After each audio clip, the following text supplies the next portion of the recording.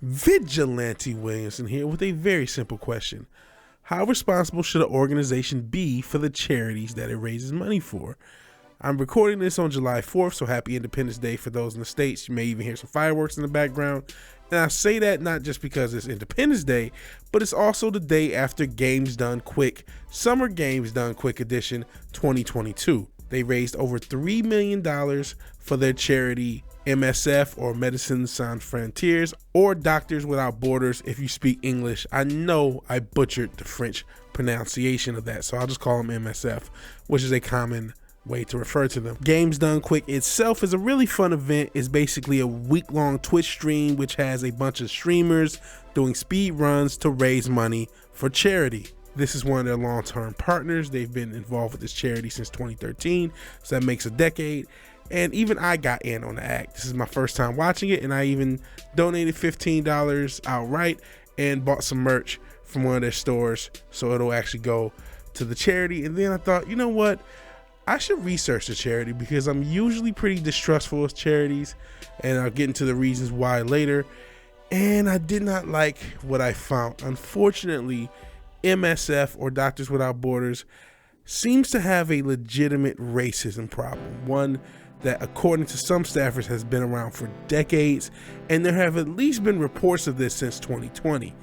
Doctors Without Borders is a charity that provides medical aid in over 88 countries with over 63,000 staffers. 90% of those staffers are local staff. That means staff that is local to whatever country that they're operating in, and unfortunately, they don't like the treatment they've been getting from expat staff or staffers from usually Western countries. They've reported that they make 6 times less money than their Western counterparts, and there's even a quote of a white staffer who called an African worker a chimpanzee, gorilla, and monkey. This is literally what it says in this NPR article, which I'll link at the bottom of the video and probably show screenshots throughout the video. This is really bad. There's a lot of staff, more than 1,000 current and former staff members have discussed their concerns with the organization.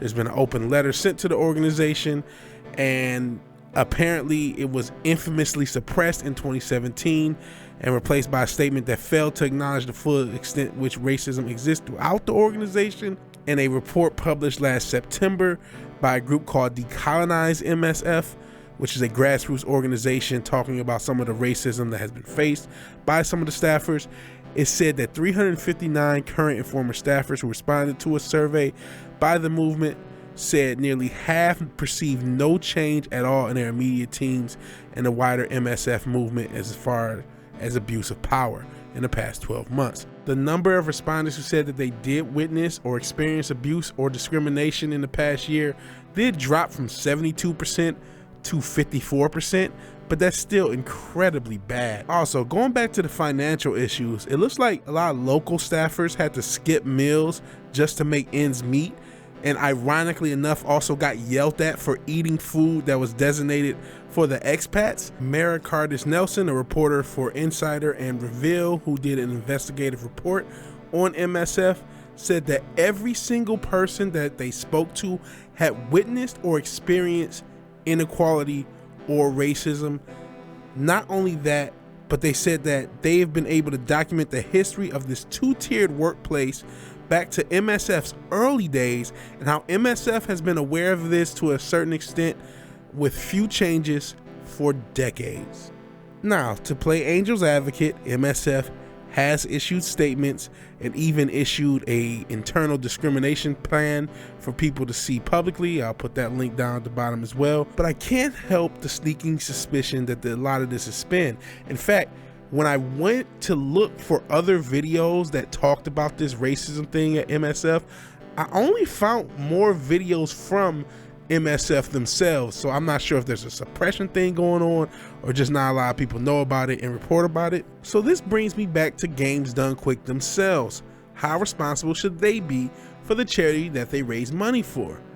Their fans and staff generated $3 million+ for this legitimately documented institutionally racist charity. Some of these donations were a lot more than the $15 I put forth. I mean donations that were in the thousands of dollars. We also have a $1,500 donation from A&C, and we have a $2,000 donation. Well, we have $10,000 from the Yeti. And I'm not sure if everyone would have been so eager to donate if they knew a lot of issues that MSF or Doctors Without Borders were having, especially considering that GDQ is tolerant with including pronouns. Can of worms aside, you like to think that individuals who care about that sort of thing wouldn't be too happy with knowing that the money that they're putting forth is actually going toward an organization that has racism issues. All that said, I understand what some of you might be saying out there. Hey Vigilante, this organization has to clean up a lot of things. They are not perfect, but they have good intentions. They're trying to do the right thing, and they're actually helping people. And that last part is true. They are actually helping people.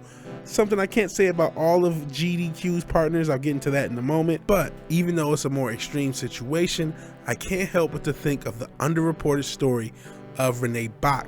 If you don't know who she is, she's a white woman who has no medical training, but posed as a medical professional and went to Uganda, formed an NGO, and caused the deaths of hundreds of people because of her lack of medical knowledge and her insistence of being involved with the medical intervention. Both situations reek of, for lack of a better term, genuine white supremacy, in which the superior white or Westerner person who is going to save the savages from themselves, and in both cases a lot of negative and headache, and of course in the Renee Bach situation, actual death takes place.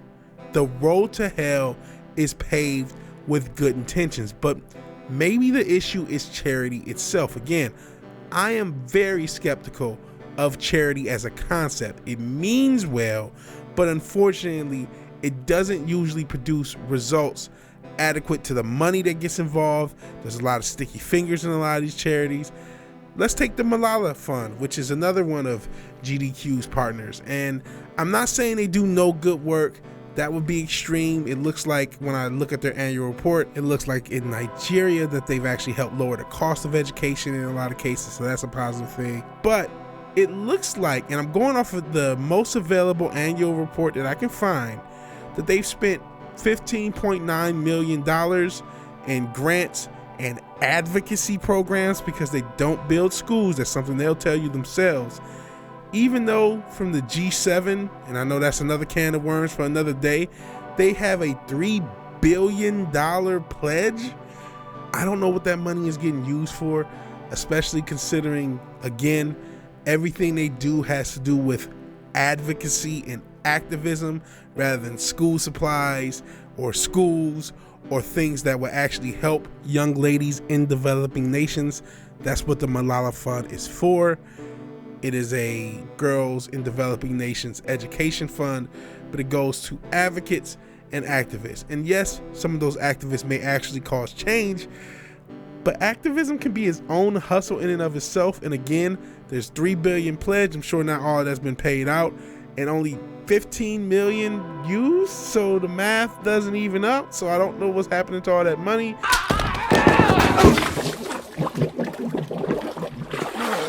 Where's the money, Lebowski?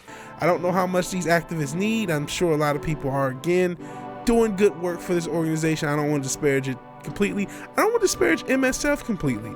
I know there are good people trying to do good things, but charity as a whole has holes. There are issues with it. And I think that's really what this video is about. I'm not saying that Games Done Quick is a bad organization, but they should have done something to let people know what was going on with MSF. And even MSF themselves, I'm not trying to say that they're evil, but they clearly have issues that they need to address, and not just publicly, but internally. Even the Malala Fund, I'm sure is doing some positive, but my issue is that charity isn't really charity. It's politics, unfortunately. So I don't know what the point of this video is outside just giving perspective of something I don't really see reported. I'm not saying you shouldn't give money to Doctors Without Borders. That's your decision, but I am letting you know some of the issues that they have, and I think GDQ could have let you know as well, or they could have switched partners, which I know would have been difficult in the pandemic era.